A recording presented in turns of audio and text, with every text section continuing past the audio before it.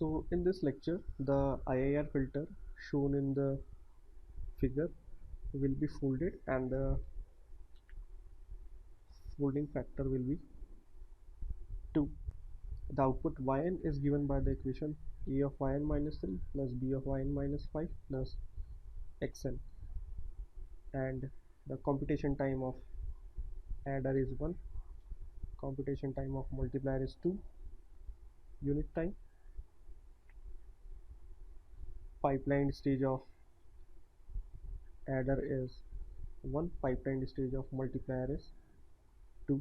So these pipeline stages are for adder and multiplier that we are going to use in the folded architecture, and the folding set SA is node number 1 and node number 2. So this is node number 1, this is node 2. These adders are assigned as node number 1 and 2. These multipliers are assigned as node number 3 and 4. Folding set of multiplier is given by node number 4, then node number 3. So this means that adder number 1, okay, so we will have two computational unit in our folded architecture. First is adder with one internal delay, and second is a multiplier with two internal delay. So this adder in the folded architecture will perform the task corresponding to adder number 1 in this architecture first. Then after that it will complete the task of adder number 2. So this is the sequence.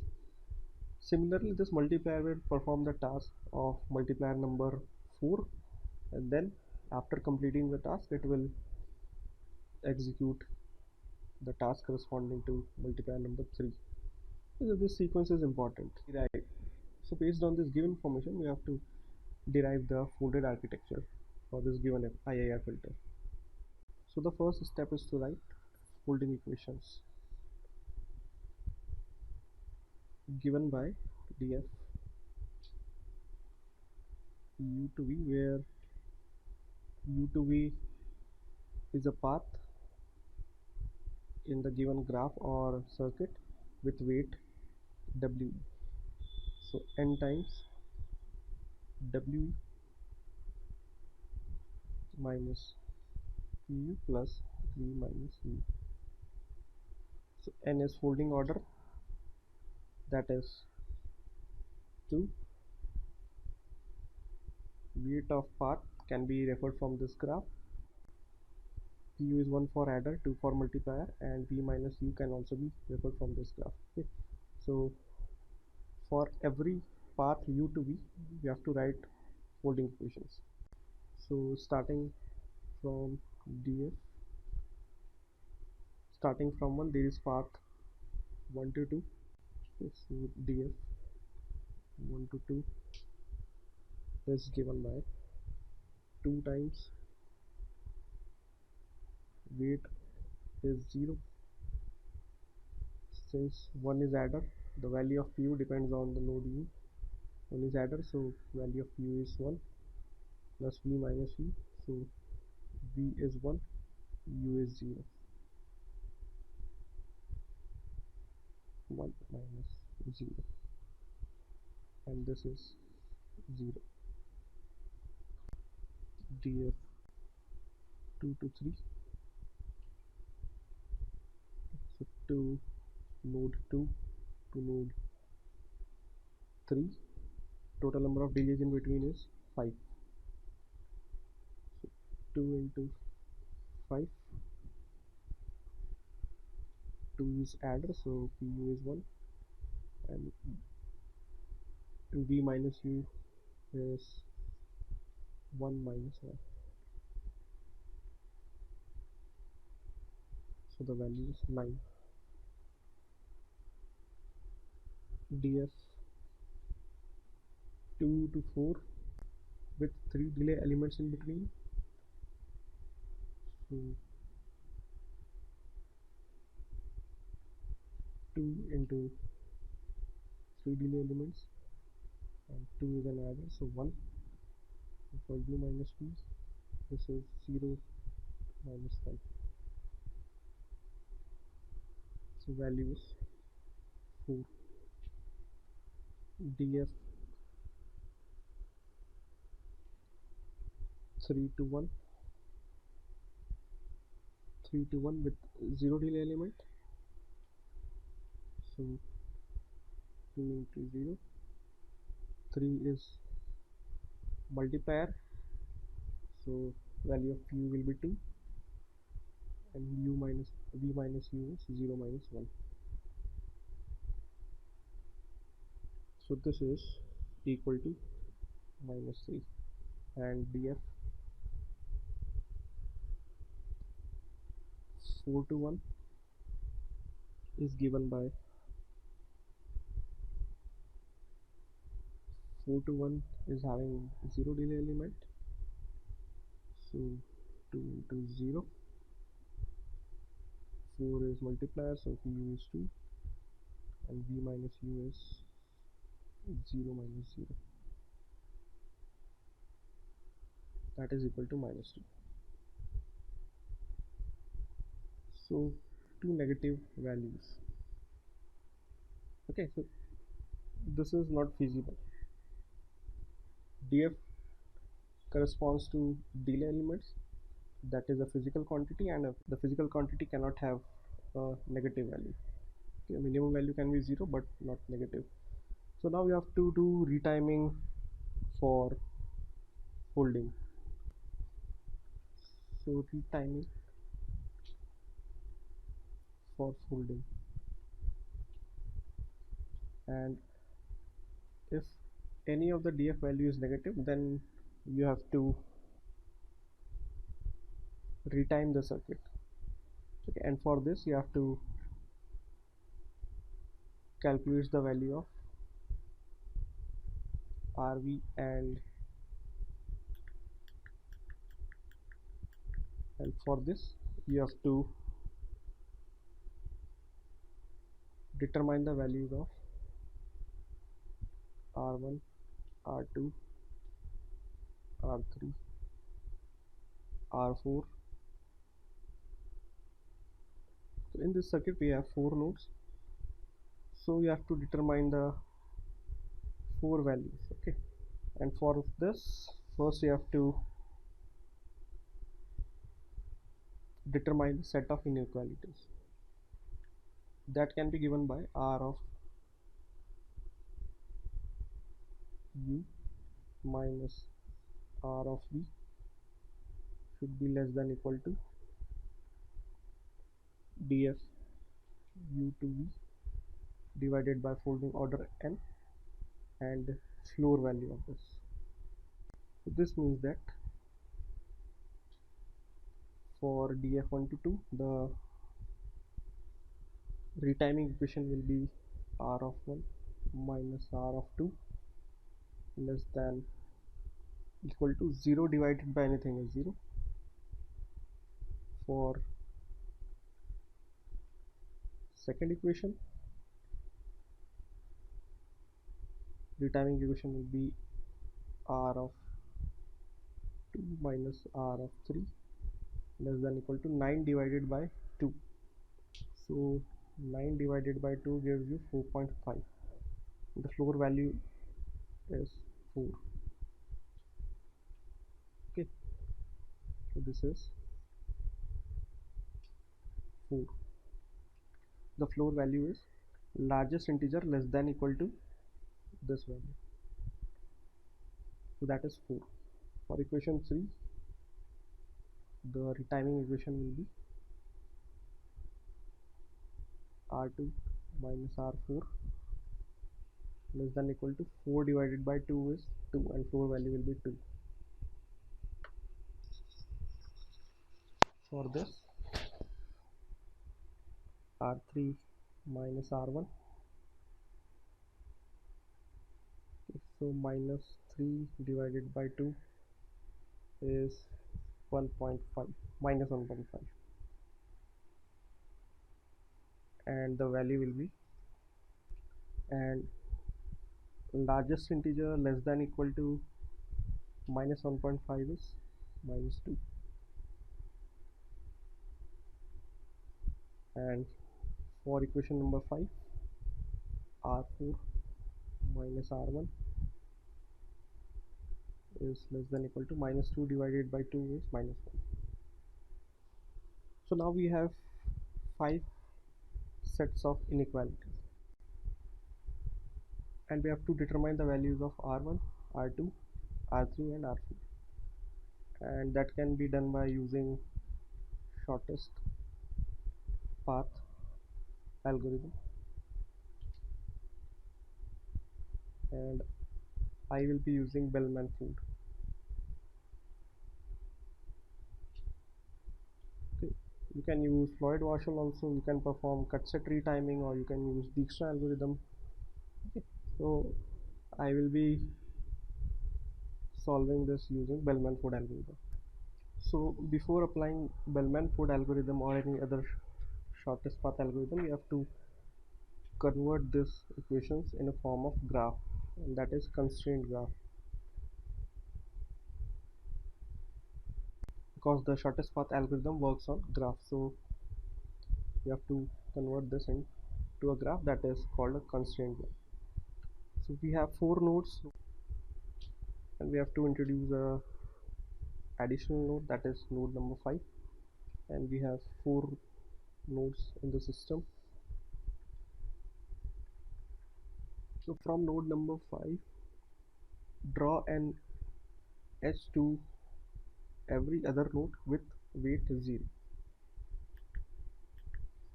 0. And for remaining connections you have to refer this graph. So equation number 1 means that you have to draw an edge from 2 to 1 with weight 0. So 2 to 1 with weight 0. Draw an edge from 3 to 2 with weight 4. 3 to 2 with weight 4. 4 to 2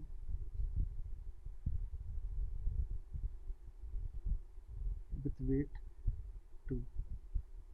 1 to 3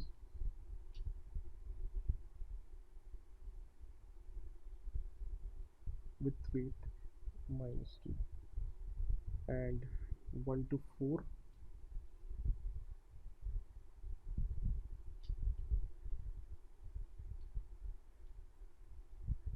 with weight minus 1.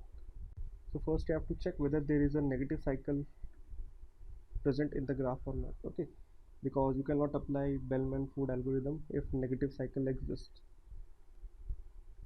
So you can check this by taking some cycles, that is the one of the cycle node 1, 3, 2, 1, and the computation time is minus 2 plus 4 0, that is plus 2.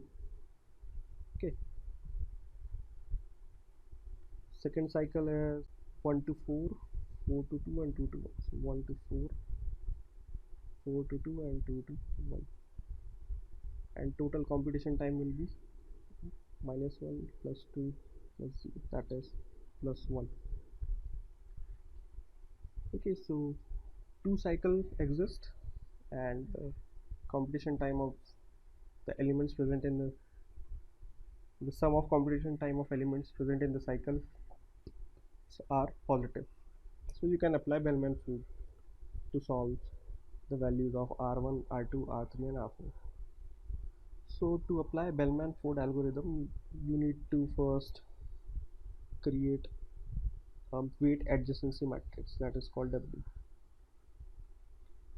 So you have 5 nodes in this graph, so the size of the matrix will be 5 cross 5.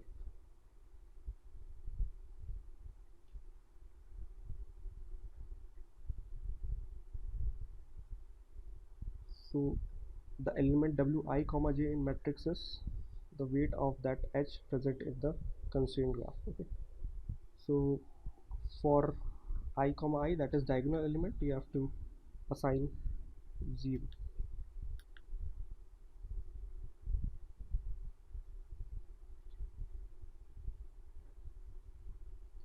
and from node number 5 every outgoing edge is having weight 0. So 5 to 1 is 0, 5 to 2 is 0. Okay. And node number 5 is having no incoming edges. So 1 to 5 infinite, 2 to 5 infinite, 3 to 5 and 4 to 5 is infinite. Okay. For the remaining values you can refer this graph. Okay. So starting from 1 comma 2 there is no edge from 1 to 2. So if there is no edge the value will be infinite. From 1 to 3 an edge with weight -2, and from 1 to 4 an edge with weight -1 exists. Okay. Now coming to row number 2, so 2 comma 1 an edge exists with weight 0. 2 to 3 no edge exists, so value is infinite.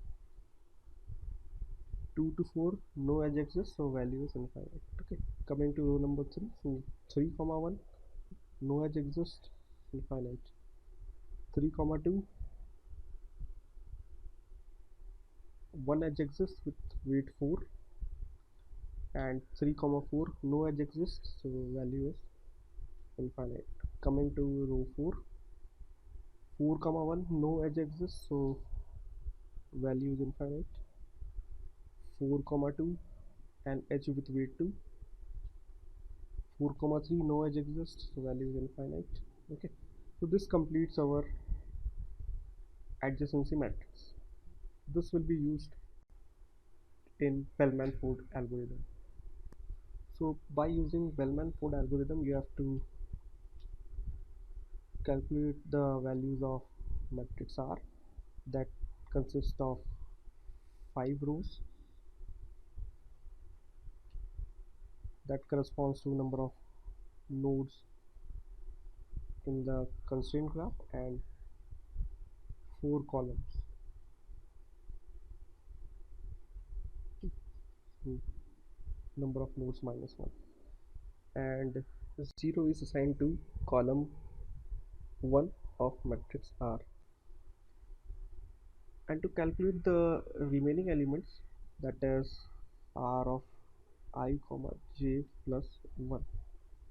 Okay, we have already assigned 0 to row 1, so now this is for j equal to 1 to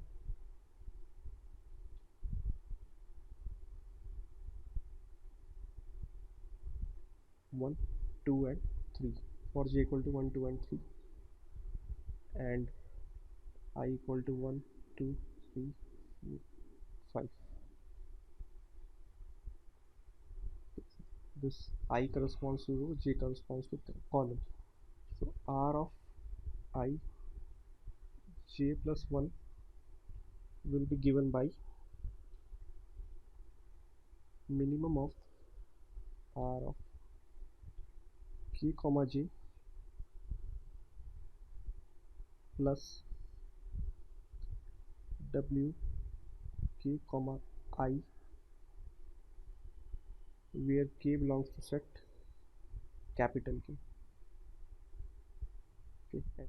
And this capital K consists of values that corresponds number of node in the graph, that is k equal to 1, 2, 3, 4 and 5. So for each j, for example j equal to 1, so j equal to 1 means you are calculating for I R I comma 2. For each value of j you have to calculate for I equal to 1, then 2, then 3, then 4 and then 5. Then for next value of j, that is for j equal to 2, you have to again repeat this computation, that is for I equal to 1, 2, 3, 4, 5, and then at last for j equal to 3. So j equal to 3 means r of I comma 4. Okay, so this value can be referred from this weight adjacency matrix. This value corresponds to previous column, that is jth column. We are calculating for j plus 1, and j corresponds to the previous column. That depends on value of k. So now we have to appropriately select k for the calculation. And the last column of r will give you the value of r1, r2, r3 and r4.